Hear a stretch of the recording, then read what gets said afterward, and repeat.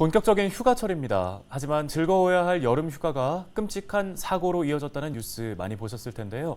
한순간에 방심이 불러온 사고가 대부분입니다. 네, 올해에도 바다나 계곡물에 빠지는 순환 사고가 잇따르고 있고 또 산속에서는 조난을 당하는 사고도 적지 않습니다. 여름철 야외 활동에서 특히 주의해야 할 점들은 무엇일까요? 양진호 기자가 전해드립니다. 설악산 국립공원 토항성 폭포 인근에 구조 헬기가 떴습니다. 신고를 받고 출동한 산악구조대원이 부상자를 헬기로 끌어올립니다.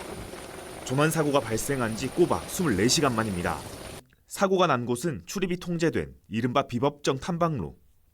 구조대원들의 육상 구조가 불가능한 데다 짙은 안개로 헬기 출동도 어려워 구조에 시간이 걸린 겁니다. 또 다른 사고 현장. 양양군 미천골 계곡에서 3살 어린아이가 급류에 휩쓸려 실종됐습니다. 100명이 넘는 구조 인력이 투입됐지만 실종됐던 아이는 이틀 뒤 사고 지점에서 200m 떨어진 곳에서 숨진 채 발견됐습니다. 네, 저는 지금 춘천에 있는 한 계곡에 나와 있습니다. 발목까지밖에 오지 않는 수심이지만 가만히 서 있기 힘들 정도로 물살이 거센 모습인데요. 그런데 여기서 조금만 더 들어가면 수심의 높이는 제 허리까지 올 정도로 금세 차오르게 됩니다. 최근 3년 사이 휴가철 강원도에서 발생한 순환 사고는 모두 90건이 넘습니다. 이들 사고로 53명이 숨지고 117명이 부상을 입거나 실종됐습니다. 올해도 벌써 30건이 넘는 순환 사고가 발생했고 숨진 사람도 10명에 달합니다. 부주의로 인한 산악사고도 매년 증가하고 있습니다. 2020년부터 현재까지 1,500건이 넘는 사고가 발생했는데 62명이 목숨을 잃었고 2천여 명이 크고 작은 부상을 입었습니다.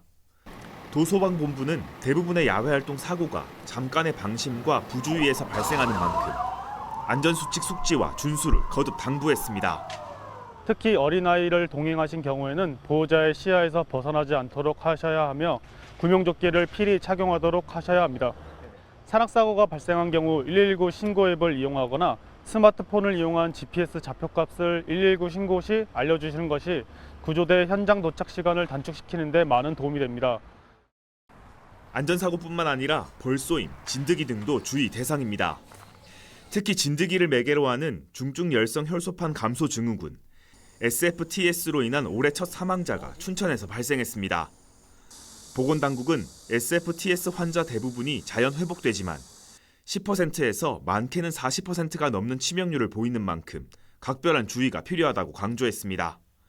헬로티비 뉴스 양진호입니다.